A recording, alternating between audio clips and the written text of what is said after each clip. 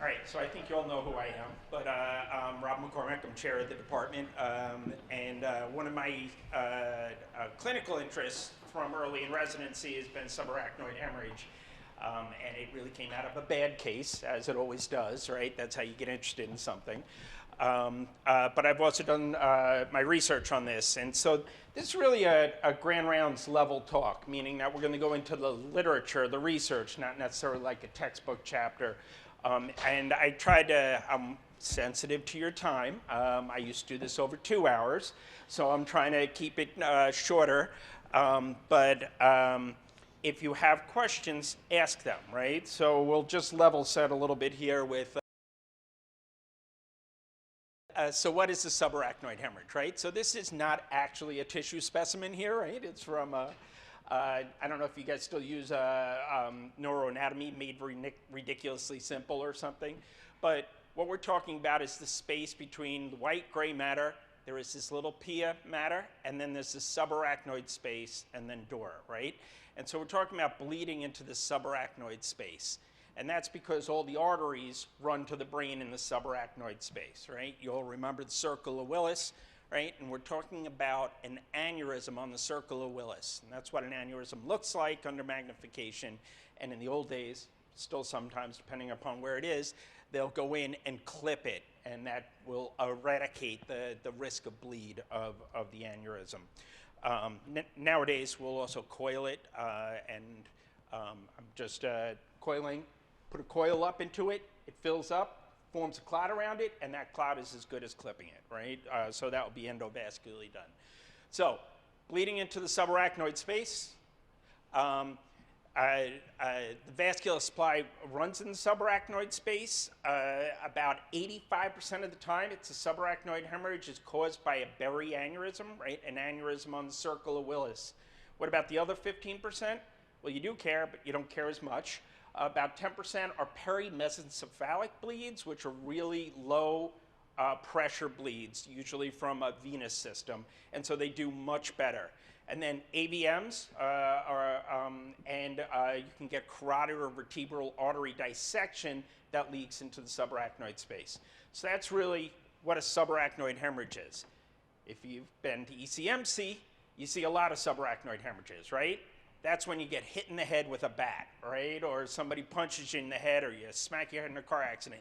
That's a traumatic subarachnoid hemorrhage. It has nothing to do with what we're talking about today, right? We're talking about a spontaneous subarachnoid hemorrhage. Traumatic subarachnoid hemorrhages, topic for a different day, boring, right? This is interesting. And then if you get a bleed into your brain, an interparenchymal hemorrhage, it can leak into the subarachnoid space, but that's not a subarachnoid hemorrhage by definition. Right? So everybody, level set? We're good? Let me see if I got this. So what does the subarachnoid hemorrhage look like clinically? It can look like anything, right? These are the people that die at home. You know, EMS pronounces them dead, they code them, they bring them in, they're the sudden death, right? PE, ventricular arrhythmias, aortic dissections, subarachnoid hemorrhage is one of the things that kills you like this, right? Not interesting to us, they're dead. Right? The other thing it does is you get a big bleed, you get pressure on the brain, and you get all sorts of neurologic symptoms. Probably the biggest one being comatose, right? And so when they come in comatose, we know what to do, right? We get them to CAT scan, and we see the hemorrhage. Not interesting either, right? So there's a bunch of things you can do, but not a diagnostic dilemma. What's the problem, and what you guys need to be the experts for, is when you get a little bit of bleeding, right? And that's where they get a headache. Right? And that can be the only symptom. They get a headache, they come in, you evaluate them, and if you screw it up, you screw it up, right? That there's no room for forgiveness here. Hunt and Hess is a classification of subarachnoid hemorrhage, right? But really just to go to the next paper, not to go into too much detail, but as you go down, your prognosis gets worse, right? Deep coma, decerebrate rigidity, you're dying, right? That's the Hunt and Hess 5. But grade 1 is asymptomatic or a minimal headache with slight nuchal rigidity. Grade 2 is a moderate to severe headache, nuchal rigidity, no neurologic deficits except for cranial nerve, maybe a cranial nerve palsy. Right? So 1 or 2 are the ones we're talking about. People who come in, they have a normal neuro exam, and their complaint is headache. And so this is a study out of 96, right? So this is the grand rounds level talk. I'm showing you the evidence behind it, right? I can tell you things, but what's the proof behind it? This is a study 4 years, 1996, 4 neurosurgical centers. And what they looked at is they said, if you came in, right, or they looked at 217 subarachnoid hemorrhages, 54 of them, 25%, were misdiagnosed, meaning they went to a doctor or they went to an emergency room and were discharged and then came back with their hemorrhage. And they said, if you were misdiagnosed, right, of those misdiagnosed, of those 54, 85% of them were grade 1 or grade 2, right? So this is not really a dilemma, right? We're going to miss the ones that look good, right? But if we missed them, 50% of them rebled, right? So when you correctly diagnose, this bottom line here, right, 4 out of 163 rebled, very small. They did well. If they were initially grade 1 or 2 and they were correct diagnosis, 91% of them did well versus half of them. So if you miss it, you screw it up, right? And when I talk about screw it up, it's that now they come in with their profound bleed, they're in a wheelchair, and or they die at home. So why is subarachnoid important, right? About half of people die. About a third that survive will be dependent, meaning institutionalized or, in a facility. If they start well, they will do well, right? So we have a window of opportunity here. There's very few diseases where we really have an absolute window. They present us, if we get it right, we change their lives. And these tend to be otherwise healthy people. Not generally, but they're younger in life. If we keep them on their feet, they stay on their feet, remain productive, and have good lives, or some kind of lives. So really 2 questions we're going to talk about, and this is more about the controversies and things rather than the just textbook kind of explanation. Who do we suspect for a subarachnoid hemorrhage, and how do we find that, right? So who do we suspect, right? This is the other subtlety to the issue. The only way in the door is by your description of your headache, right? So you can have a lot of these things, and if you have them, it makes your risk of the headache go up. But you can have a life-threatening aneurysm leak, and your only symptom is headache, right? So when you come and present to me that patient with headache, you better know how it started, right? Because that's your way into the door, right? And so the classic teaching is a sudden, severe headache, right? A lot of people use worst headache of your life. That's kind of gotten out of the literature because really every time we see somebody in the emergency room, they're going to describe it as the worst headache of their life, right? The chronic migraineurs, this is the worst it's ever been. So helpful? Not really. The other is this thunderclap, which is the word I like, right? And that means it's just like started, boom, out of nowhere, right? The literature, and it's probably a mistake in retrospect, but the literature, the best literature is done right across the border here out of Perry and Hamilton, and they really defined a sudden onset as reaching maximal intensity within an hour, right?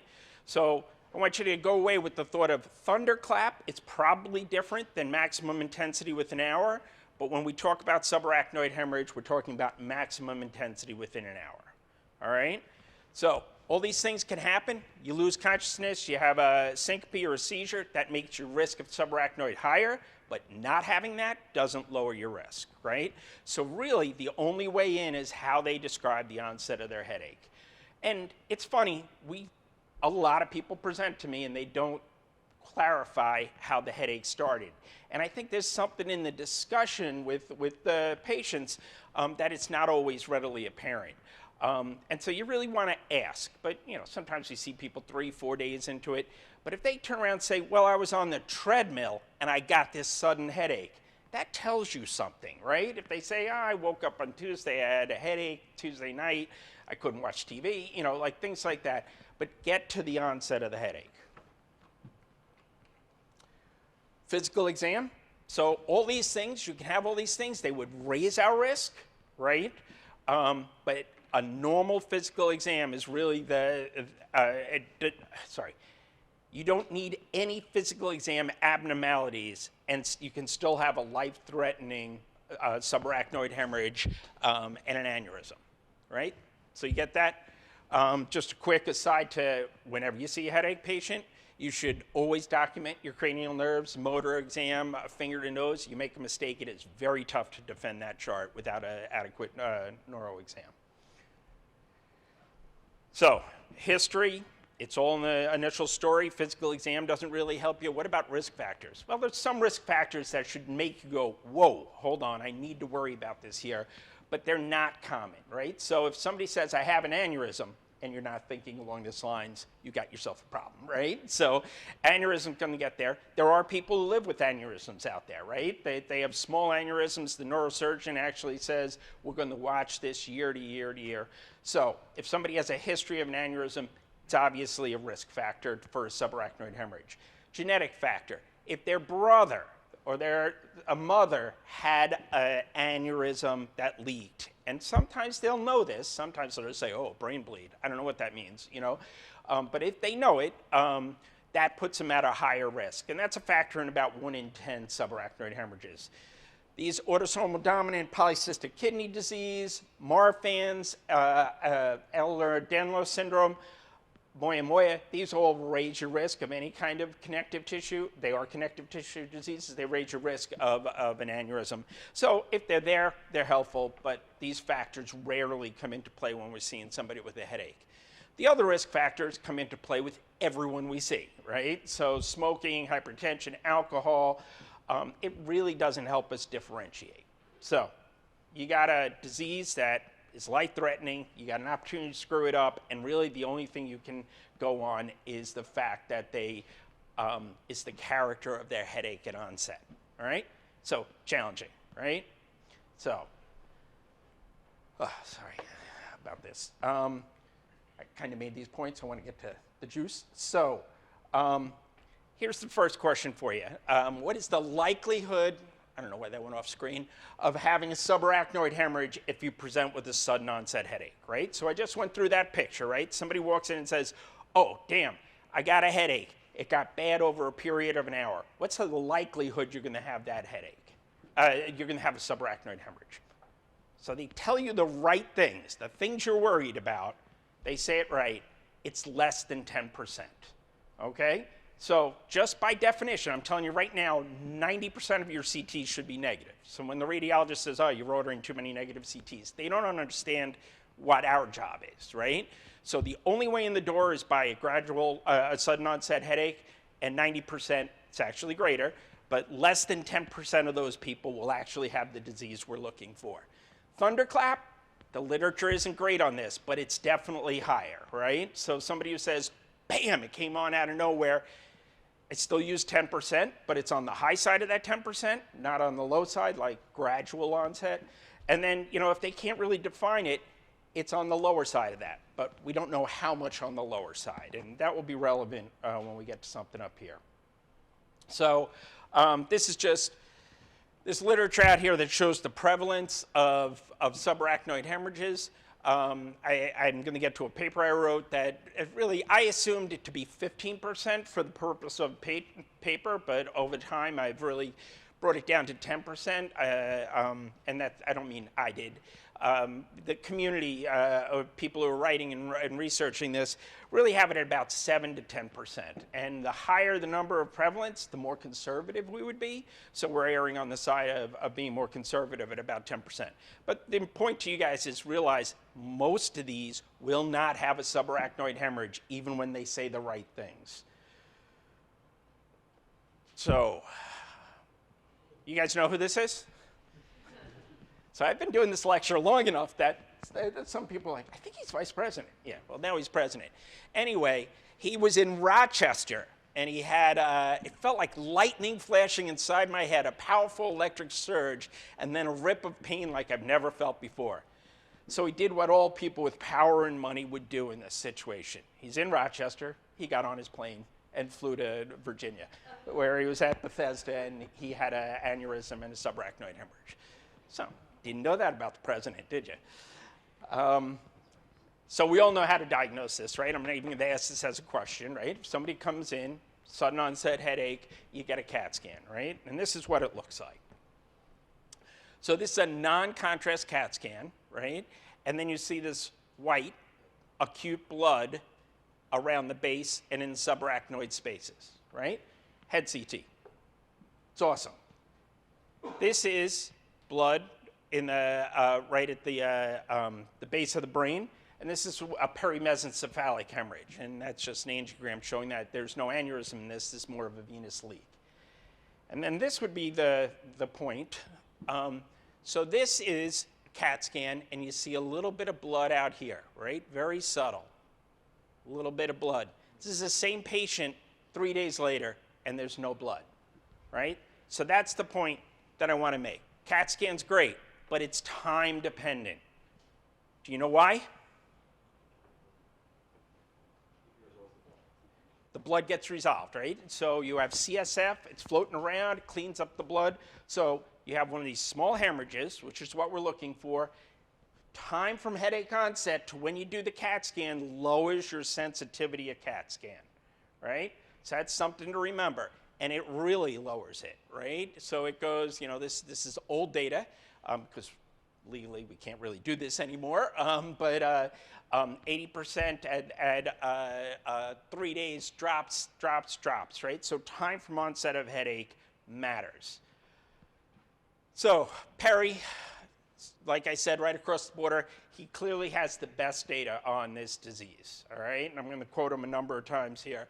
And he's done a lot of studies, a lot of research. But this was probably his best paper for you to know and learn.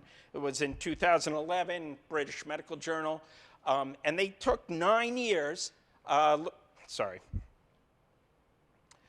years looking at EDs, 11 EDs across Canada, 9 years.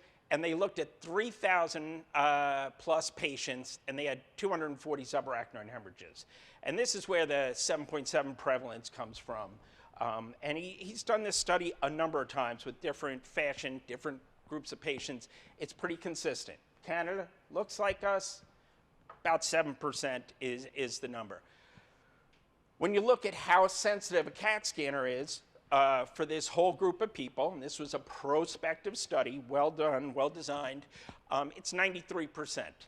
When you go all the way back to the studies out of 1996, it was 93%. It's amazing. That number really keeps coming up in literature. I don't know why, but that's all comers. They looked at a window before they did the study, a priori. They said, we're going to look at less than 6 hours because we think the CAT scan's better, and it is. It's 100% on this study with a pretty tight confidence interval. Not great for a life-threatening disease, but pretty tight confidence interval. So 100% when the CAT scan is done within 6 hours of the headache onset. So that's not they presented to the ED, right? Sometimes it takes 6 hours to get the CAT scan in the ED, right? So be honest about this. If you're going to use literature, use it the way it was written and intended, okay? So when the CAT scan's done within 6 hours, it's excellent. Greater than 6 hours, it drops significantly, right? So if you're going to use the literature and believe it for the 6 hours, you got to believe it for greater than 6 hours. It's nothing magical about 6 hours. It's a number they picked and thought would work. It did. So maybe 7 hours is closer to 100%, and maybe 24 hours is closer to 86%. But just realize, if you're going to count and put your hat on 100% at 6 hours, you really have to say the sensitivity drops dramatically after that, right? Great study. The criticisms, they didn't get 100% enrollment. I don't know how you'd ever get 100% enrollment, so it's a real-life pragmatic criticism.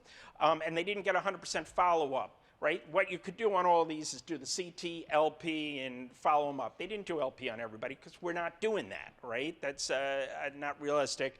But they phone called all these people 3-6 months. They lost like 12 people or something. It's a good study, solid literature, all right? And this is a meta-analysis done in Stroke in 2016, and it really supports this 6 hours is good enough. I don't know why it's cutting off. It's a damn iPad thing. But if you look at these studies, they're all retrospective, which is just not as good, right? Perry is the only prospective study. Anyway, take-home point there, less than 6 hours. Normal risk, meaning they don't have a known aneurysm.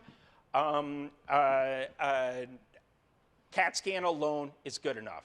And the literature, the community has accepted that as proven, all right? So down here, just take home point, remember time to CT matters. Where else does it matter? The size of the hemorrhage. These are just headaches with normal neuro exams, so they're going to be small. And hemoglobin, right? If somebody's profoundly anemic, it could be harder to see their bleed on the CAT scan. So think of it. I don't know if I do, but think of it, right? It's a way to screw this up. MRI, we're not even going to talk about. It's just not good for acute blood, right? It's better for that 2-week, 3-week kind of scenario. Doesn't offer us any advantage over CT, so we're just going to keep going on. So what if the CT is negative, right? Again, you guys know this, right? So less than 6 hours, I'd say your risk is done. If you're nervous in less than 6 hours, they just said all the perfect things, and you're like, whoa, I can't let this person walk out of here. Or greater than 6 hours, you got to realize you're talking about a 14% chance, maybe, you know, an 86% sensitivity to whether or not they have a subarachnoid hemorrhage that you missed. You need to do something else, right? So the adage, the standard talking is LP, right? So everybody knows, CT then LP, right? If I didn't tell you, Jeff will. So what's the literature, right? How do we know this? Or is this just old time? Perry again, this is before the last study, right? So he did a great study. He looked at this. And over 3 years, they said prospective, 600 patients, 6%, so a 10%, 61, 10% prevalence, headache, normal neuro exam, right? Because a lot of the literature gets messy in here where they have all comers. That's not the patients we're looking at. We're talking about normal neuro exam. All comers, I mean comatose in an ICU, retrospective, looking at a diagnosis. CT for LP was 100% sensitive, all right? So this proves what we have established as the gold standard. They missed an aneurysm. Why do you miss an aneurysm on this? Because you're not looking for an aneurysm, right? CAT scan, non-contrast, doesn't show you aneurysms. It can, but you're not looking. You're looking for blood leaking around the brain. And putting a needle in the back doesn't show you an aneurysm. It shows you blood around the brain. So this is 100%. It shows you that this is reasonable, this is established, and it is certainly a reasonable way to go. And then the other question, the other down here is, you know, do we care about aneurysms without subarachnoid hemorrhage, right? Because they said, oh, it's only 98%. But this is the established methodology. We've been sending people home this way. The real answer is no, we probably don't care if they have an aneurysm, but not a subarachnoid hemorrhage. Everybody good with that? What's the problem with LP? Carolyn?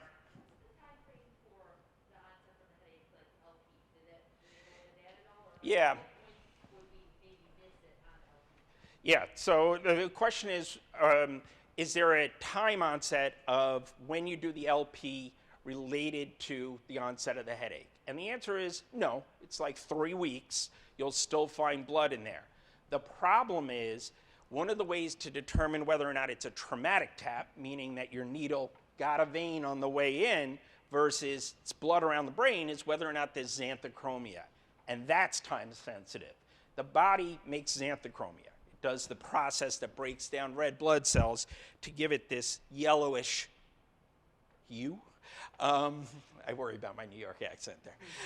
Yellowish hue compared to clear water, right? So going back, right? We put a needle in their back, we get blood out of there, and then you spin it down. And if it has a yellowish hue, that's called xanthochromia, and that means the blood has broken down around in the CSF and is therefore a subarachnoid hemorrhage. If it goes clear like this, there's no xanthochromia, and then you say, oh, well, I think it's a traumatic tap. So that's where the 12 hours of, you know, don't do your LP for 12 hours. Well, there's problems with that, and I'm not an LP fan, so I'm going to not go into all those problems, but the problem is this specificity. the specificity is low, right? So you put the needle in the back, you get blood out. It's not necessarily a subarachnoid hemorrhage. A lot of the times, it screws you up, right? So 10 to 25% of the time, we'll say it's a traumatic tap. It's what we were just talking about. You cause the blood. You get 10,000 red cells in the first tube. That's why we do tube 1 to 4, right? The next one, you get no blood. Yeah, well, that happened because you got blood on the way in, and you can say there's no subarachnoid hemorrhage. The reality is most of the time that second tube has some blood in it. And how much is too much blood, right? So there's greater than 1,000 red blood cells is probably too much blood. What if you're in that range? That's where you spin it down, you look at it, and you say, I think this is a traumatic hemorrhage. But that's a tough call to make a lot of times, and it happens up to a quarter of the cases, right? So that's a problem with LP. Everybody follow that? I don't know if I explained it clean enough.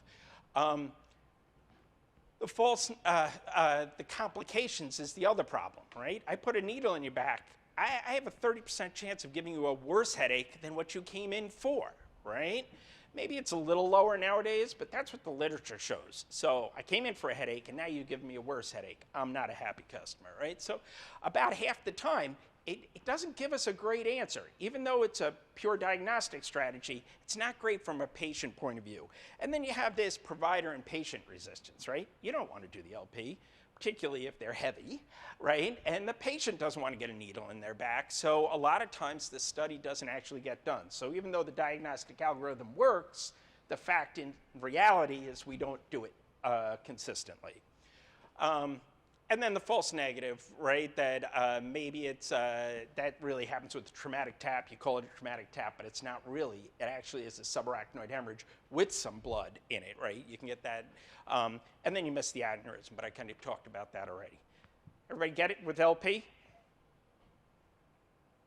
I'm trying to talk fast here, by the way. So how many LPs do I need to do to find one subarachnoid hemorrhage, right? This is the question, right? How many needles do I have to put in somebody's back if the CAT scan's so good? And the answer is probably at least 1 in 100, maybe 1 in 200. So that's a lot of LPs to find that one subarachnoid hemorrhage, which might be worth it. But this is looking at it from a mathematical point of view, right? And if you pick a sensitivity of 93%, everybody agrees the specificity is 100% on seeing blood on CAT scan. It gets a negative likelihood ratio of 0.07. If your post-test probability is 0.5%, so 1 in 200 patients in that situation. If you go to 10% and 95% sensitivity, it's basically the same. When you get down to this 80% sensitivity, right, this 86 that I talked about, you still take 75 patients, right? And if I'm doing it on 75 patients, wait. If I'm doing it on 75 patients, I've given 30 of them a headache, 20 of them I got a result that I can't figure out, and I gotta, get another study anyway. So really, there's not a huge gain to it.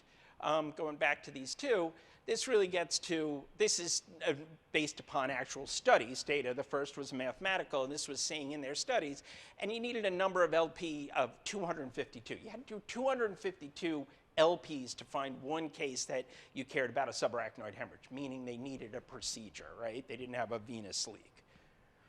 So everybody get that? And then this is, oh, I'm going to miss meningitis. Well, if you're looking for meningitis, look for meningitis, right? I don't like this argument, but this even is real data that shows you'd have to LP 227 people before you found one case of meningitis. So I don't buy that either. So take-home points, CT is good if you're less than 6 hours, right? But be honest about the time. MRI, don't worry about here. LP is good if you're going to do it, but it could also create more problems. And what about if you can't get the LP, the patient refuses the LP, or it's a confusing LP? So we all know the next answer, right? What about CTA, right? So it's CTA, you're not looking for subarachnoid hemorrhage, right? You're looking for the culprit aneurysm, right? Get it? That's not intuitive, but it's a very important distinction, right? So this looks at, this is just from my paper that shows the sensitivity is excellent. If you want to find an aneurysm, CTA is almost as good as true angiography, right? So certainly CTA is good enough for aneurysm for this.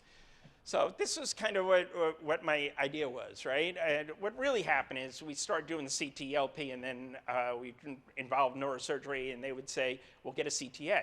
So why didn't we just get the CTA first, right? And so what I really proposed was, if both tests are really good, can you add the sensitivity of the two, right?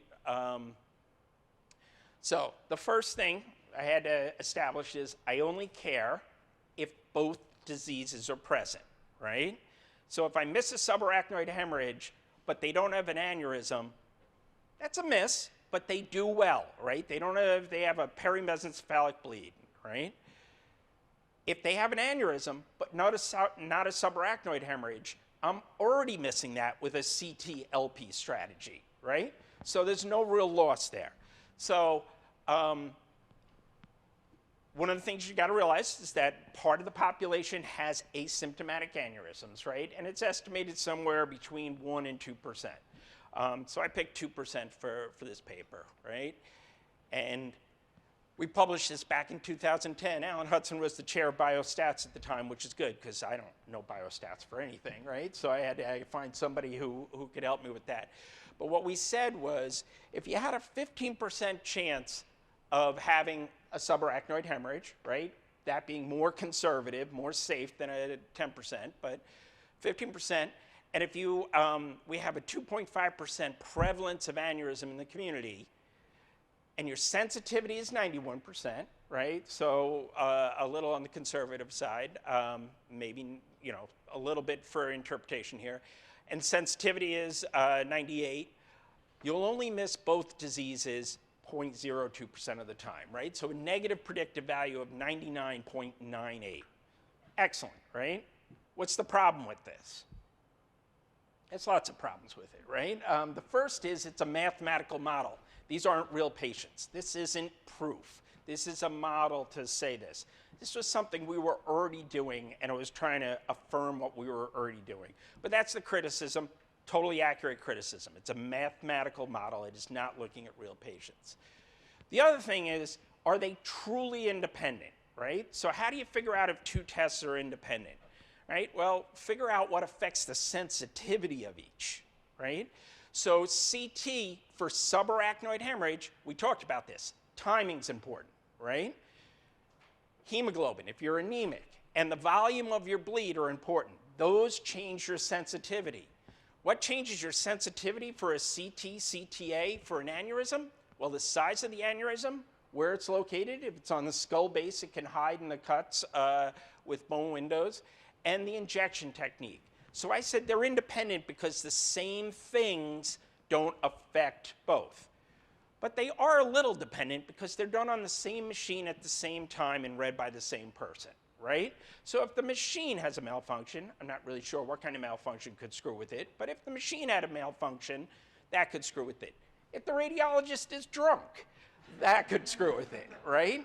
You know, so if the radiologist is not a good interpreter of these studies, that could it. So we made up like a 50% study dependence, kind of just made up to say there is some dependence between the two, and the negative predictive value is still 99.43%, right? So it really said that if you do both studies, mathematically, you've basically excluded the disease in people at normal risk, all right? Everybody comfortable with that? So this got published. This was kind of big. I was excited. And within 3 weeks, the editor said, well, we have a letter to the editor, and it's so long, we're going to publish it as a separate paper. That's not what you want to see, right? So where did I get to here? Yeah, so John Edlow out of Harvard. Screw Harvard. John Edlow out of Harvard said, what are the unintended consequences? And he wrote a paper in the same journal, and he said, well, you miss other causes, right? We've talked about this, right? If you're looking for meningitis, look for meningitis, all right? Radiation exposure. Really? It's true, but we are CAT scanning anybody who moves wherever. So it is true, it's an accurate criticism, but we're certainly not on the forefront of inappropriate radiation exposure in the emergency department with this one. Contrast load, sure, same thing. Testing creep. This is probably the most important criticism.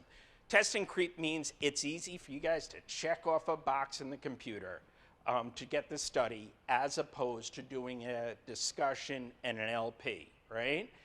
And there's a downside to over-testing. The downside is you're going to find these asymptomatic aneurysms. Well, if they're asymptomatic, why do you really care? Well, neurosurgeon has to see them now. They might do a procedure which doesn't need to be done, or maybe if we didn't know wouldn't be done. Or what about if they say, oh, it's small, we'll just worry, or we'll just watch it? Well, you ever going to go to an island in the Atlantic again with an aneurysm in your brain, and maybe what if you get a headache? Or how are you going to get disability insurance, right? So there are real life complications to over-testing here.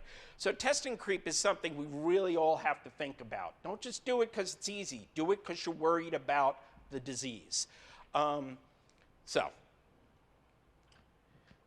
So my response back to them was, his argument was really, we have a perfect strategy, CTLP. You're trying to postulate a new strategy. We don't need it. And this isn't old. This is 2007, and it looked at Canadian hospitals, and we were still missing subarachnoid hemorrhages at 5% rate in 2007, right? So my answer back was, we do have a perfect strategy. We're not using it because we don't want to do the LP.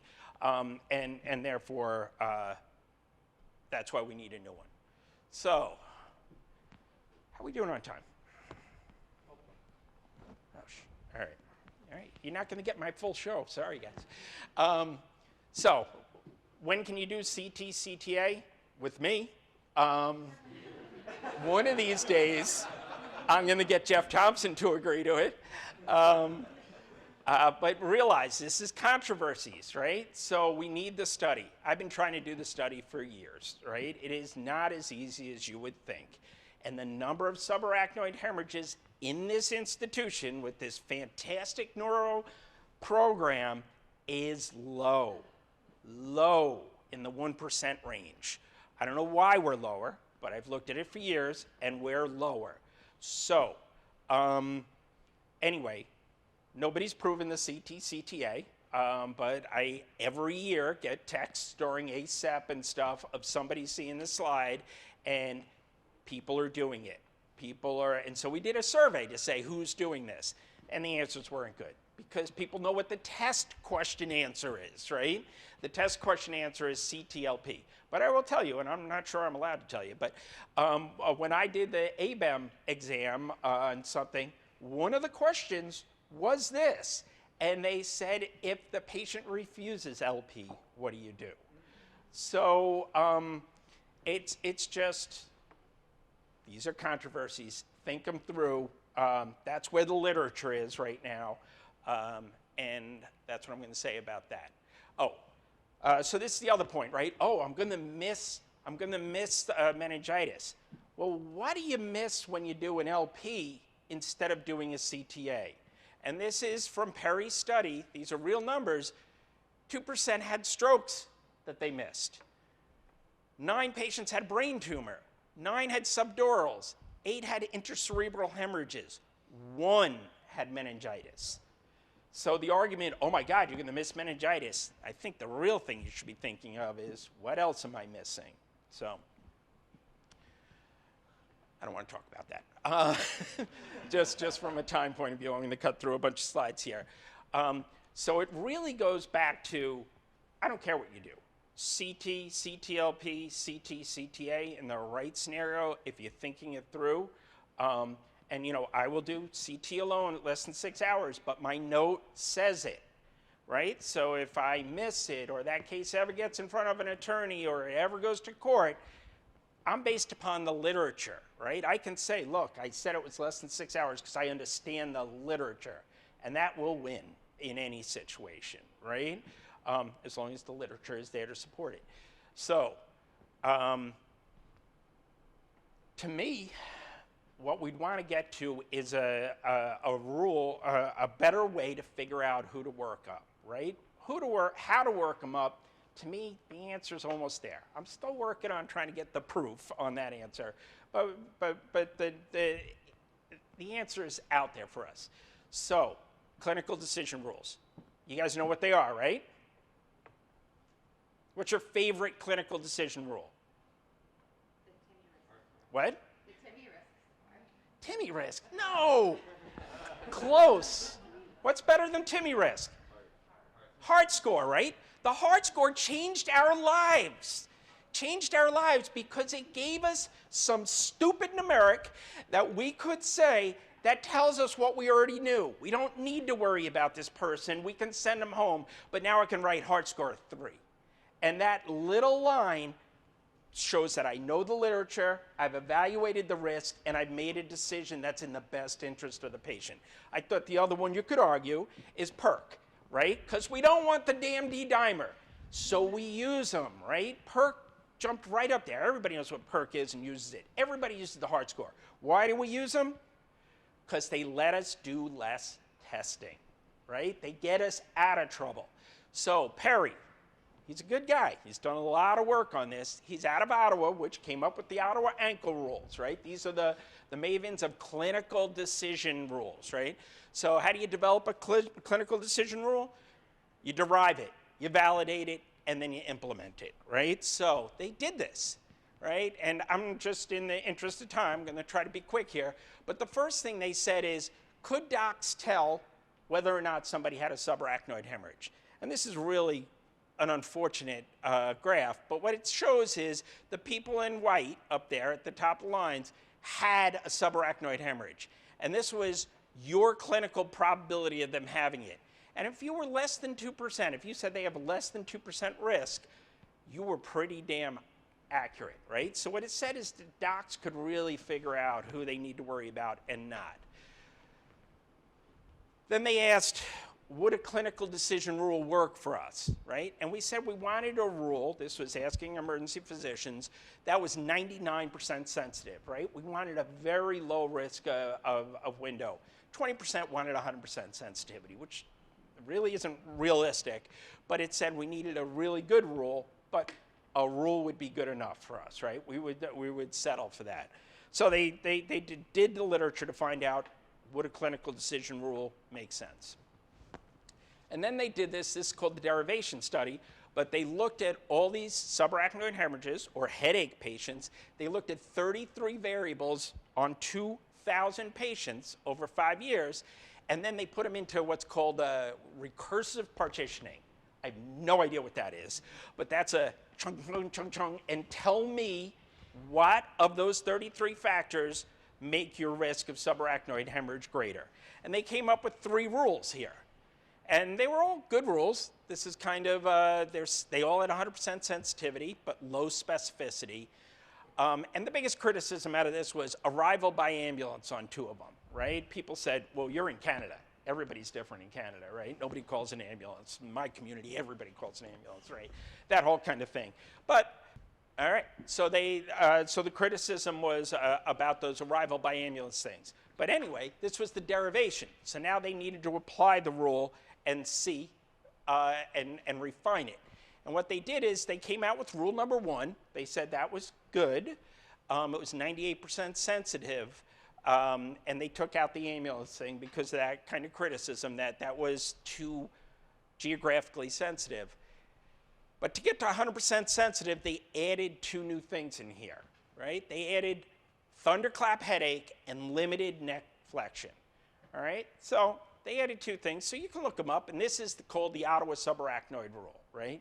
But realize what they added in here, thunderclap headache. If you just say the words thunderclap headache, that's enough. You need to be worked up for a subarachnoid hemorrhage. If you have none of these things, they said you don't need to be worked up. So what's the problem? The rule is great. It's been validated, externally. They did it at the same institution, so that would be internal, but they did it with a whole new cohort of 2,000 patients. And the rule held up, 100% sensitivity. So you would say that's great. This is the problem. It didn't let us image anybody less. The diagnostic workup stayed the exact same, right? So the heart score, perk, gets us out of trouble. This doesn't do anything for us. And so, although they were true in their format of research, they changed their answer here. Their initial statements were to reduce diagnostic imaging. Now they said this will help work up the right patients, right? So you'll think about the Ottawa rule, you'll see it, you'll hear it in conferences, and you'll say, oh, I should use the Ottawa rule. You can, there's nothing wrong with it, it's accurate, but it is not going to lower your risk of your indication for testing. Therefore, you're not going to use it, right? That's why we use the other rules, because it gets us to somewhere we want to be. All right, so I talked to you for an hour. What do you really need to know? Patients can look good, but have bad causes of their headache. Exam in response to medication does not differentiate people you need to be worried about. I dropped this out of a little bit, but there is case reports really that show that just because you get better with some Toradol or Dilaudid, that doesn't make it a benign cause of headache. CT alone is not adequate after 6 hours. I should phrase that the other way. CT alone is adequate less than 6 hours unless there's something about the case that really raises your pretest probability. CT-CTA might be okay, but it is not proven in patients, but there's mathematical models. There's plenty of lecture slides if you were ever to get sued for it or something to show that the community is doing it. CTLP is definitely good enough, but it will probably get you into, well, a lot of times you'll have to do a lot of tests, and it will get you into a situation where you're not really sure what the next test is, and you'll probably get a CTA. And the other thing I skipped somewhere in here is that if you do a CT-CTA and the CT shows no subarachnoid hemorrhage, but the CTA shows an aneurysm, you got to do an LP now, right? Because what you care about is that aneurysm leaking? And you could have missed it on the CT. Time dependent, hemoglobin dependent, size of the bleed. So there is a little, CT, you find that aneurysm, you do an LP. The LP is totally clear. You can call that a asymptomatic aneurysm and have them follow up neurosurgery at their leisure kind of thing. All right, who to work up? That's still the biggest question for us. Realize that it's a very narrow door to get in. If your threshold for doing this is really low, and I'm not saying it should be, but if you're just like, oh, I can't tell with this history, I don't think anything's wrong, but I'll get a CT, and you don't do follow-up testing, you're probably all right. Doesn't mean you can't get in trouble, but if your pretest probability is lower than 2%, 3%, you're probably all right that a CT alone has such a negative test result on the end, negative likelihood of an aneurysm, subarachnoid. You're probably okay. But I would indicate that in my chart, that my pretest probability was extremely low because this is an atypical headache. Sorry, that's a big concept that I just threw in at the end. And then just realize you're the expert, right? Once you got the disease, the neurosurgeons are the expert. But finding the disease, that's why you're all sitting here. This is our specialty. We need to separate, what do you call it, the wheat from the chaff, all right? So, questions, I think. Yeah. Were these read by neuroradiologists, like adherent to these studies? Was that all a qualification that you have to have? No. So the question is, were all the CT-CTAs read by neuroradiologists? And the answer is no. It depended on the study. The Canadians, which have the best data on this, it was radiology trainees, radiologists, and neuroradiologists, and emergency physicians. There were emergency departments in Canada that the emergency physician was the read, and the next day the radiologist would read it. There were errors made, but the data is not definitive on that. All right, so it doesn't have to be a neuroradiologist. Carolyn? In cases you're going CT, CTA, are you having any kind of shared decision-making discussion with the patients about doing that versus an LP, or is it just something you're keeping internally and putting in your chart? Yeah, so the question is, are you having shared decision-making with the patient about CT, CTA versus CTLP? No, I'm not. And that's probably not the politically correct answer. But this concept is so complex that it's taken me years to understand it, and reading all the literature, I don't think you can distill all those points into a bedside discussion. I think you can distill a CT versus further testing into a bedside discussion, right? So you can say, I'm worried about this disease, not really worried about it, but if I miss it, it's really big, so your chances are like 1 in 10. Once I did the CT, they're now this low. I could do further testing, but there's risks to all that testing. That, I think, is a patient-level discussion. But talking about the difference between LP and CTA, I mean, we as professionals argue about it and can't get all the points together. So I don't have that discussion. Just a point of clarification, right? So if a CT, if you're going to say the CT is 95% sensitive, right? So somebody comes in, they have a bad headache, you do the CT, you walk back, you don't tell them there's a 1 in 20 or there's 5 out of 100 chance that I missed your bleed, because that's not the case. Before you even did the CAT scan, it's only a 1 in 10 chance, right? Now you did a study that has a 95% sensitivity. The real risk is there's a 0.5%, there's 1 in 200 chance I missed your bleed. That's the real discussion. So you also have to understand how to interpret these stats, right? So I don't have the CT-CTA discussion versus LP because I just think it's too complex to explain at a bedside without slides and things like that. Other questions?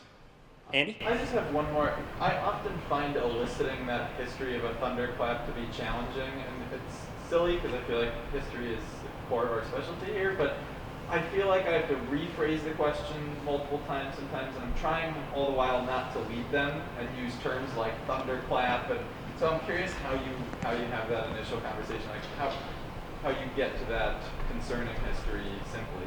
Yeah. So when I say I've been trying to prove this, I've been trying to prove this. And for 3-4 years, I think, we had data collectors down in the ED going in prospectively asking these questions.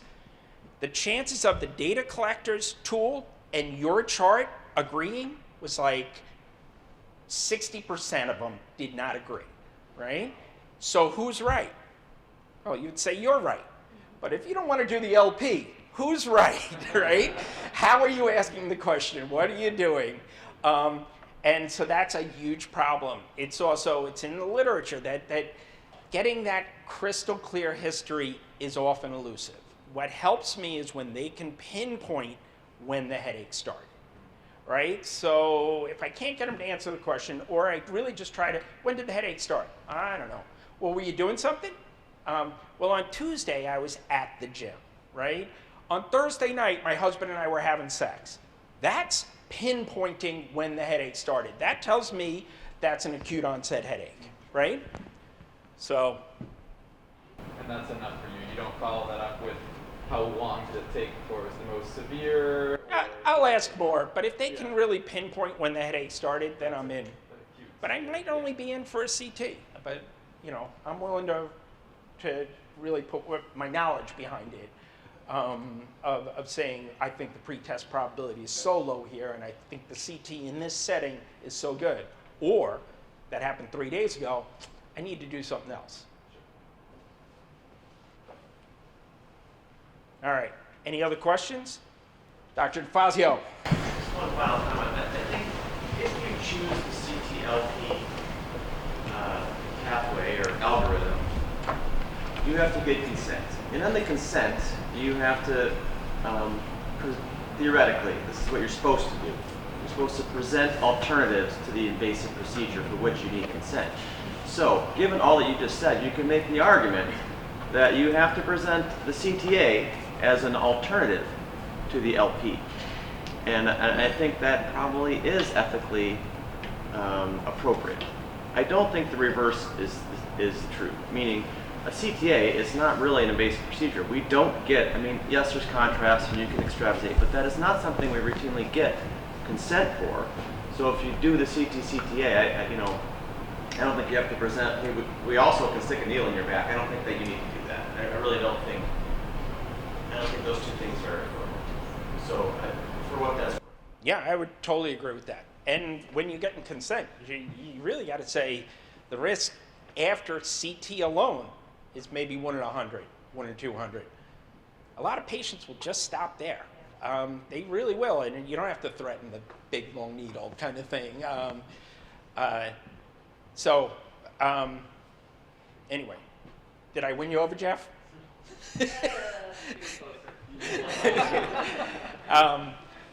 All right. If you have any questions, I kind of cut through a bunch of things. I'm happy to discuss any of this clinically or on the side, or just email me. I hate to offer you a gift and not give it to you, but I had some inappropriate Christmas videos that I was going to share, but it's way too late. So maybe next, for some reason, I always do December lectures, and Sweaty Balls from Saturday Night Live is always a favorite. But have great holidays, and thank you for taking an hour to listen to this. It's important.